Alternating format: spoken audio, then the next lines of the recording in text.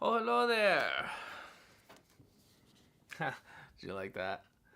No, I did actually just finish reading my 10 pages, The Gap in the Gain. I know I told you guys about this.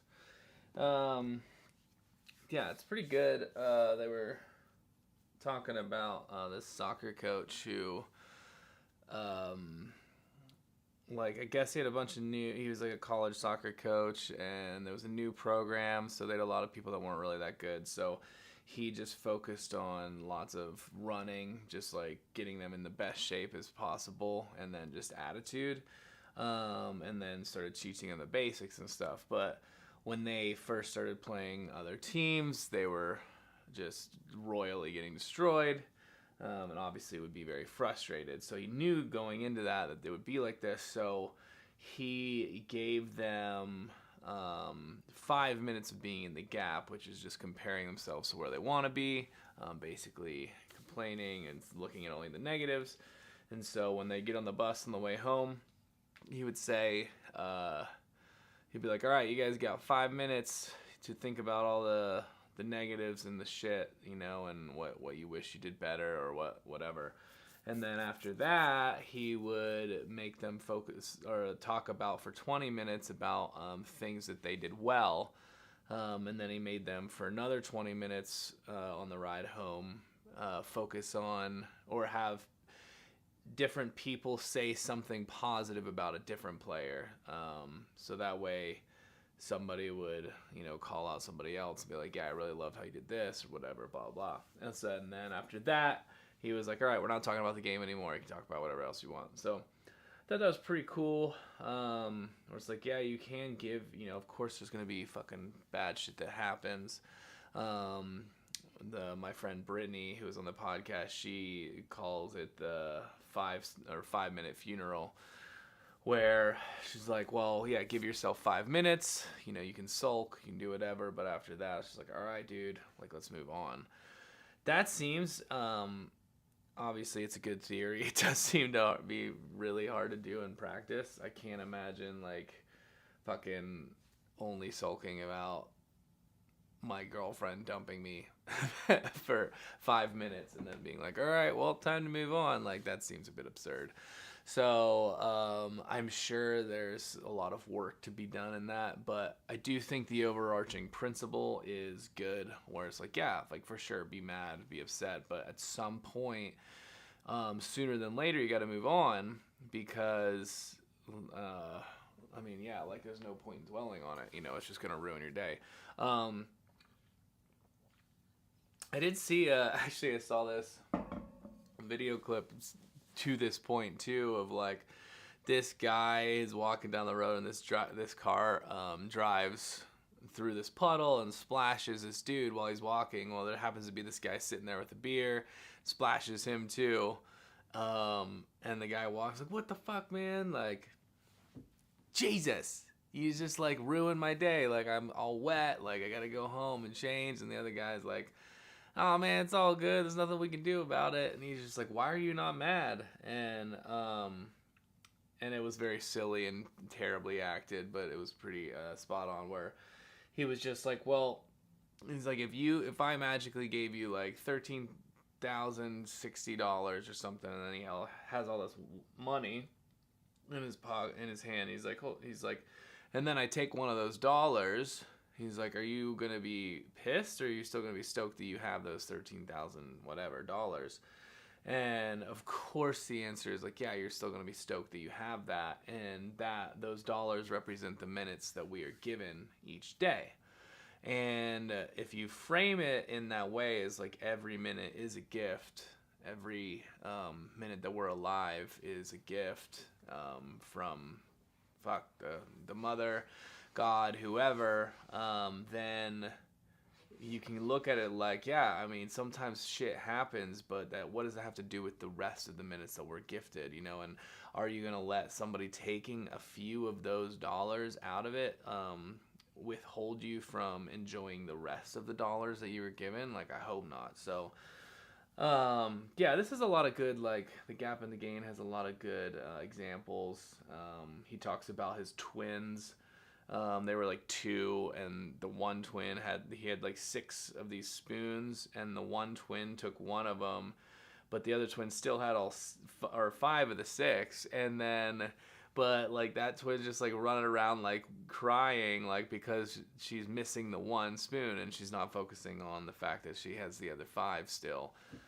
Shit like that. And it's very silly and very simple, but yeah, really really applicable for me because I'm constantly just comparing like where I am to where I want to be, and it's never gonna measure up because I have lofty dreams, I have big visions of success, and yeah, even when I get there, like I'm gonna move that goalpost further. So yeah, it's a really good reframe, and I'm hoping that as I apply these principles, that I will be able to maintain happiness and contentment this whole journey, because this journey is going to be long and brutal at times. So yeah, it is day 8 of this whole adventure. I'm doing this a little late. It is also me and my one girlfriend's Bang-A-Versary.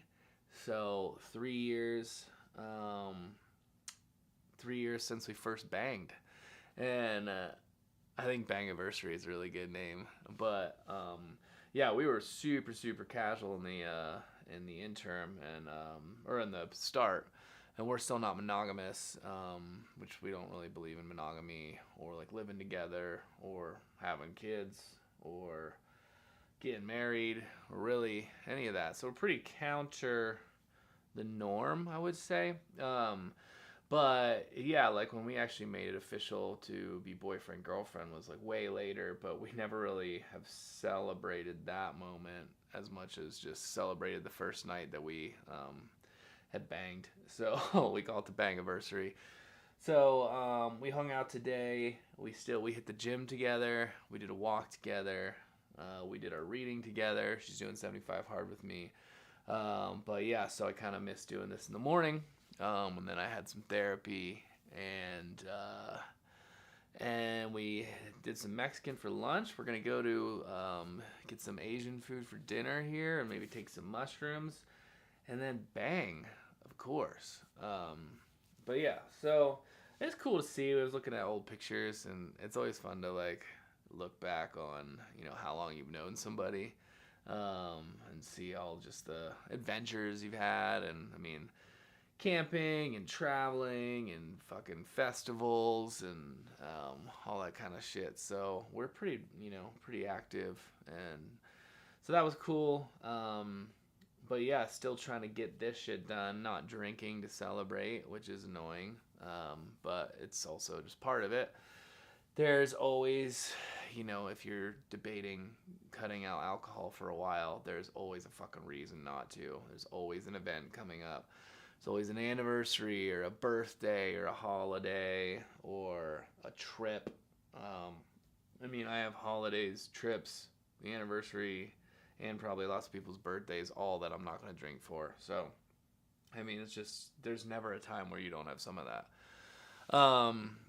But, yeah, so I feel like things are going pretty well. I guess this is the start of the second week of the year. And I have this, I guess this whiteboard over here that I wrote like all the things that I want to get done in the first week of the year. And I was a little annoyed because I didn't get it all done. But then I was thinking about measuring myself in the gap or measuring myself in the gain. And I'm like, well, look at all that shit I did get done. I got a few things done. I finished up the photo project, and then I also completed 7 days of 75 hard, which is definitely difficult. 1 week down, fucking another 9.5 weeks to go. So yeah, I'm already, I guess, over about 1/10 of the way done, which is cool. But I'm going to take this next week to continue to work through some of the stuff that I really need to get done. I still struggle with a lot of distraction. My mind just goes here and there.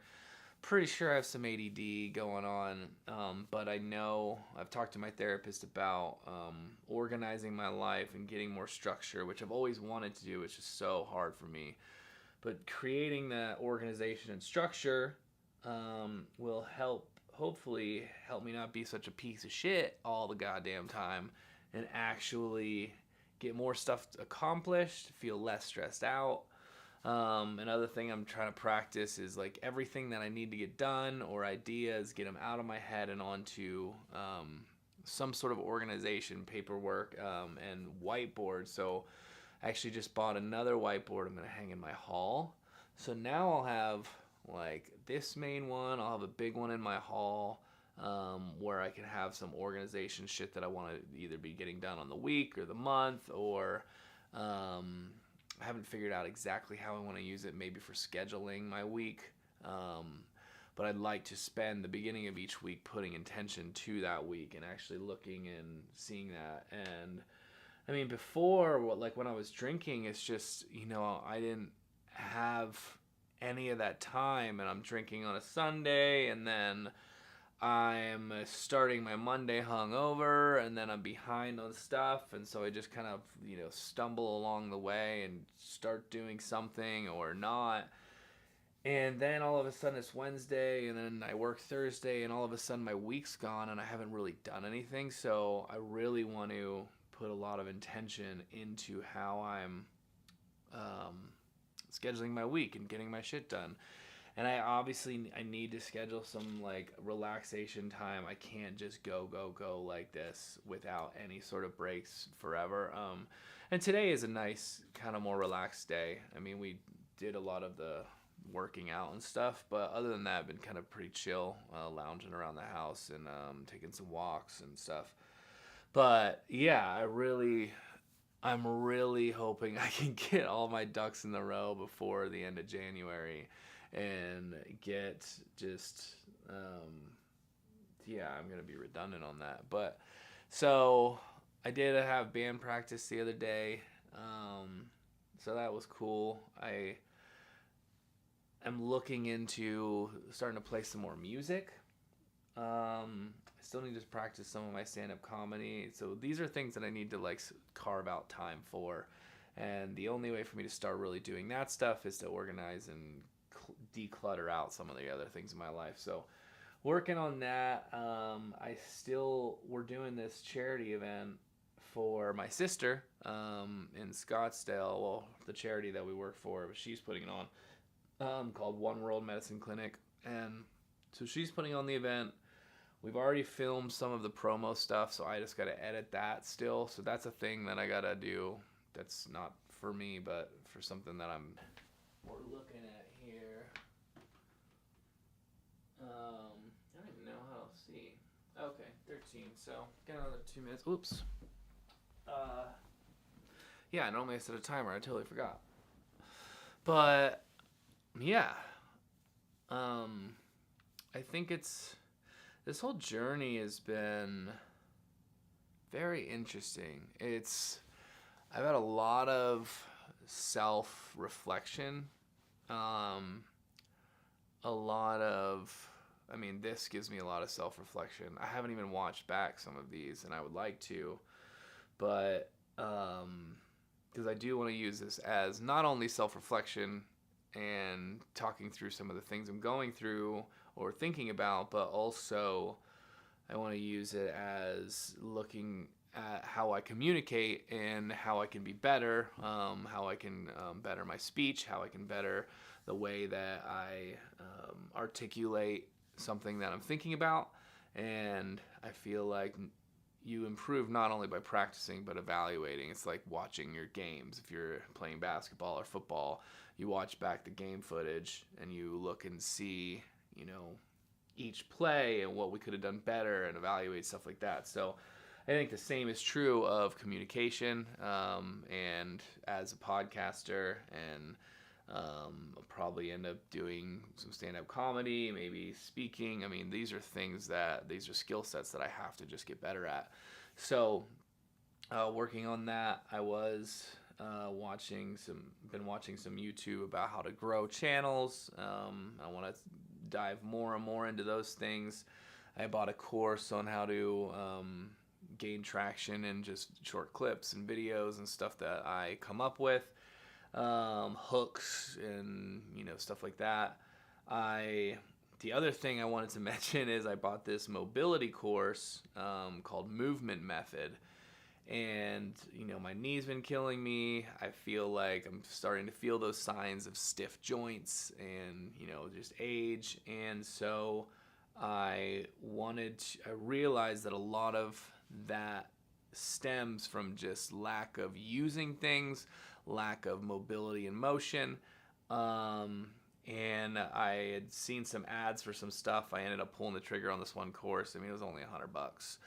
So I started it today at the gym and just working through some of these exercises, and god damn, I am tight. Like, this girl that teaches the course, I mean, she is just like, she can bend over and put her head, like, she just, all these different ways. Like, dude, there's this one where it's like a reverse shoulder. You hold this bar behind you and lift it like up and over, and then you bend down.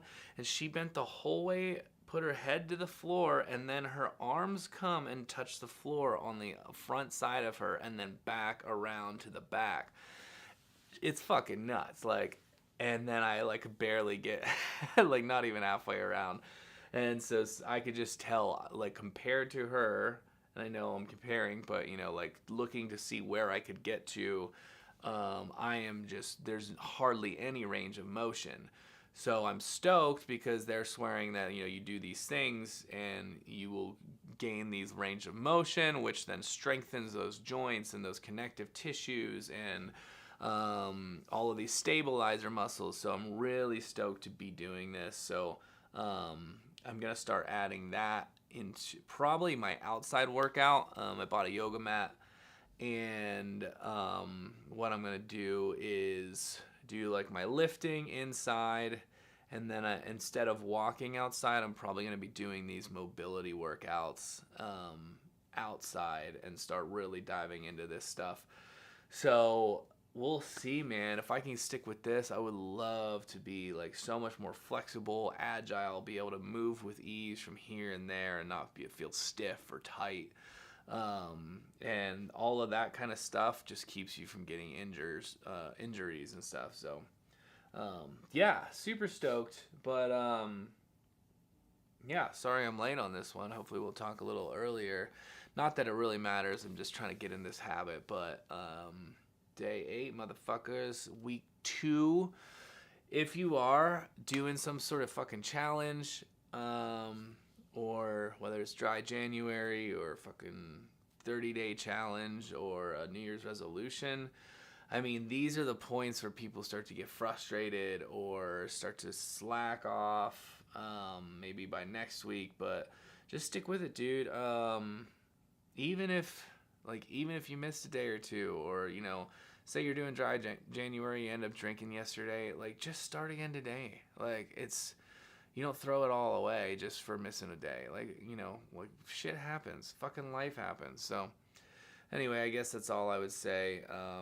So far I've been able to, like, stick with it, but I fuck up all the time. So anyway, peace.